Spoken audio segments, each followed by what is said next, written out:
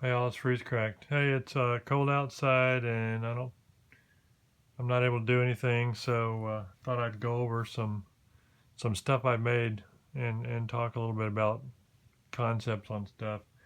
I did a thing a long time ago when I hadn't napped very long, and I still haven't napped all that long. But on keeper cases, but I don't have any keeper cases anymore. I just stack stuff around. But at any rate, thought I'd go over stuff a little bit. I'm gonna start out talking about large things. I did a real big piece of problematic obsidian one time, and I'm not going to get that out again because you've seen that before. But um, there's another piece of, I don't remember what that was, and the lighting in here isn't good enough for me to tell you. I don't know about the concept of doing really big stuff. What I've done sometimes is if I had a really big nodule or something that was fairly low grade, I've just hit on it as a practice piece kind of, and dealt with it that way. This was like a ginormous semi-curved knife kind of thing out of a tough rock. This one I did on camera. This was like I don't know how long that slab was. It was black butter dacite, maybe ½ inch thick or something on the slab, and I percussed it, a little bit of direct and a lot of indirect. Anyway, on doing this kind of thing, it really is difficult not to break it. And, support is a major part of not breaking this stuff. But the other major part of not breaking this stuff is learning over time before you even do this kind of thing to, number one, get your platforms away from the center line and have them lowered enough to where you're not putting any downward kind of force into the piece, and then hit at angles and with support that drives those flakes more or less. I mean, you got to go across it. If your force isn't going across, then you're going to have a strong tendency to break stuff. It just won't take, especially on brittle material like that, it just won't take any vibration, downward force, anything that sets up a shockiness. It just doesn't like it. And one of the things, of course, you can do is not try and get things too thin, because obviously the thinner you get it, the more at risk it is. But the flip side of that is that hitting downward at beveling angles where the flake doesn't go more than halfway across is a dangerous game too, because again, the downward component is how most things get broken, really. Some of this stuff, I never even finished this thing. Some of this stuff is weird kind of outlines like this, because all I was doing was just basically practicing saving everything I can out of a large rock, as much length and width as possible. And you have to get real tricky with doing that, actually, when you're trying to save it all. This was a classic example. This was sort of a really good save on size wise. You can say, well, it isn't that great a finished piece if you don't like the shape of it or the style of it or the thickness of it or whatever, but it was saving max amount of a rock. And when you do that, that's pretty tough rock too. When you do that, you pretty much got to cheat a lot with your support by, you start out with quite a bit of thickness. So if you want to save as much width as possible, you can't really reduce the thickness in the traditional means through many passes of progressively flattening angles. So what I do a lot is use support underneath, pushing on it to sidestep that and make it run deep and go on across before it's thin. So instead of getting it thin and then staying flat on some of that stuff, And then of course some things just don't end up being that thin. Again, you know, you might think that this is weird, but of course the tang knives do tend to be curved, and the reason that I made this is simply because the nodule was curved, and I would have either had to shorten it a lot or go with the flow with the concept, and that's what I do in a lot of these. I can't really tell well if all of this stuff is focusing. I'm trying to... Some of these things I end up having to make these videos over, which is a hassle because I don't get the autofocus working. Kind of need to get a new camera. Dang. Guess that didn't break. I've always liked this. That was a fairly difficult piece of amoeba, you know, not super high grade or anything, and it ended up coming out, you know, pretty well balanced and clean, and I really kind of like that actually. I can't remember if I showed you this other thing. Well, let me show you this first. Oh, back in April sometime, I made this blade, and I was walking back through the house, and my wife was there, and I showed it to her. And she's like, and I can't remember if I already told you all this story, so if I did, sorry for you hearing it again. So my wife sees that, she's like, is that dragon glass? I'm like, what are you talking about? And she says, could you make a dagger out of that? And I'm like, well, yeah, I probably could. Basically, so find out she's been watching on TV somewhere or on cable or something the show series with the dragon glass daggers and slaying White Walkers, etc. So she wanted me to make her a dragon glass dagger. Well, I had one big slab that I'd gotten from a guy, and this slab is silver sheen.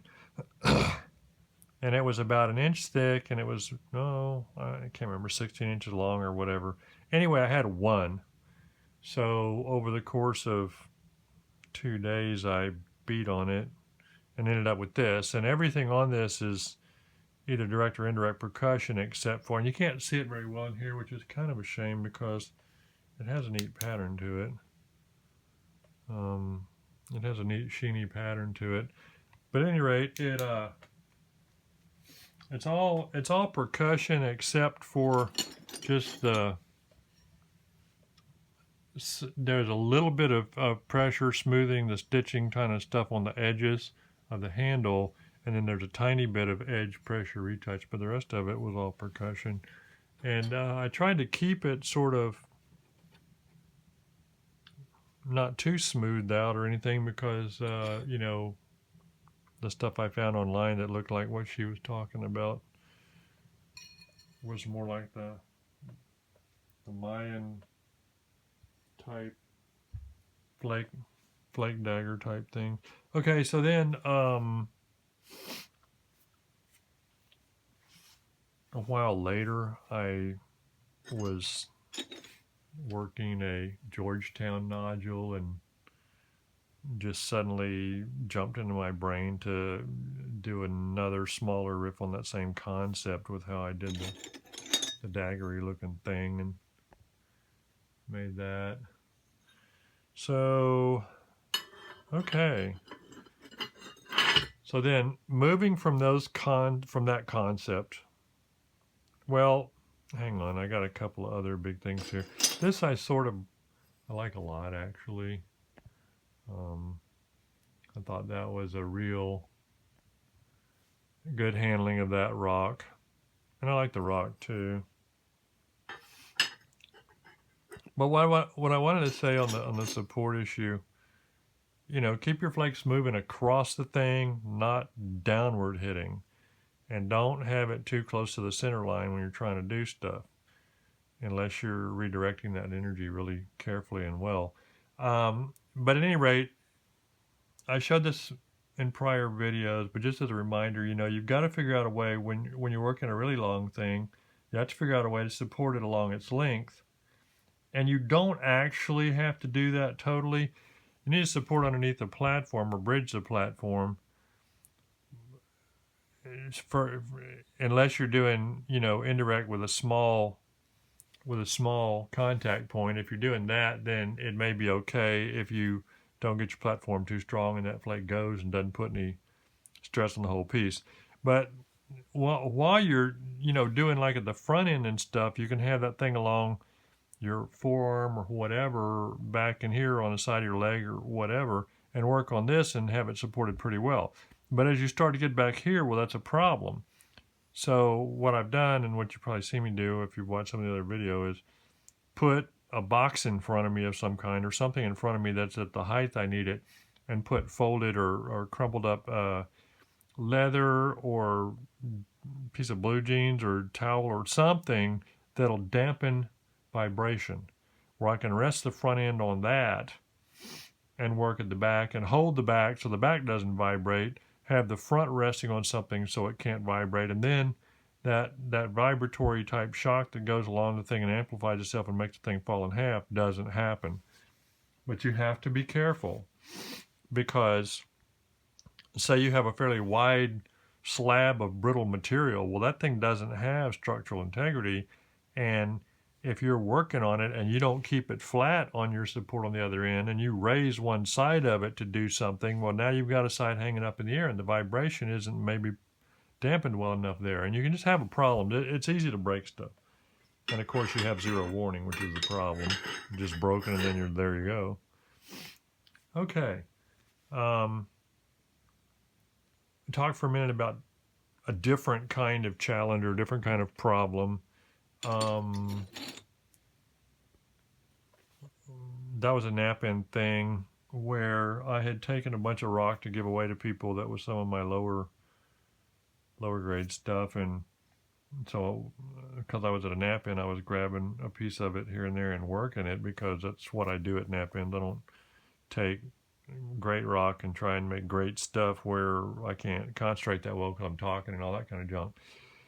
So anyway, I just grabbed a nodule that was wider at one end and had this kind of end on it. I'm like, well, that could be a handle, and so then I just knocked that off. When you start trying to, here's an example of kind of the opposite concept. That I got the idea at a different knap-in, because I was hanging out and chatting with Rock Monster George, and he does this sort of thing, and I had never even tried it. It really isn't my thing, but thought I'd try it and just did that. The problem with these things is, you're sort of working with one hand tied behind your back when you leave one end alone and don't do anything at this end to help you with getting things thin, with getting things clean, etc. And it's problematic. And so the concept of the curvial knife is a challenge that you really sort of need to be fairly good at aggressive thinning in order to make it work, because when you work down towards this end and you don't want to mess up any of the cortex or anything on that end, but you do want a relatively thin, relatively balanced blade, but you want it kind of clean, it's just a challenge. I mean, you've got to really figure out how to whack in on from the sides aggressively, whack in hard and have the flake run fairly thick and go a long ways in order to, and with no mistakes really, in order to have it relatively clean and everything. This was not a nodule, this was a tabular little blocky piece of Central Texas rock, Edwards stuff, Pedernales area stuff. And again, sometimes if a rock has some concrete in it, or if I'm not feeling like concentrating that much and don't want to try and make a gee whiz little thing out of it, I'll make a blade. Just a curvial knife type thing. So anyway, it's a good challenge. I think you learn something when you restrict your ability. When you work odd shapes and small shapes and thick shapes and blocky shapes. And when you try and do everything working from one end down progressively, it's almost like playing some of the free cell type card games or whatever, where you have to, you know, you got to do something here before you can do something here before you can do something here, and you got to work both sides and just kind of come on back with almost a chevron knapping kind of thing. Sometimes you see some of these. Anyway, ramble. I even get crazy sometimes. This was a real bad rock. I think I decided halfway into this, when I got it skinned, that I was going to do the knife, because this concrete, well, it was bad right here, but this concrete came through, and I'm like, well, if I try and make a point out of that, I'm just going to end up with a big hunk of concrete in the middle of the point. So I just, instead, I made a better curvil knife than I could have made a point. So anyway, this, I like flake tools, and I thought, well, that would be an interesting thing to try and get practice little serrated close together flakes, and put a little gouge on, or a little spoke shave on one end, and just goofing around. This was knocked off of something, and I decided to just grab it and make a scraper out of it. So I just took a few flakes off the bulb of percussion to flatten that, and I got sort of my typical shape on that end, and just came in and put some flakes on there. You may not like this kind of stuff, but I do. I mean, we find stuff like that. We find the flake tools, and I like flake tools. Okay, so anyway, I keep having to try and hit focus again. I hope I'm not leaving it out of focus too much. 17 minutes, I'll be right back.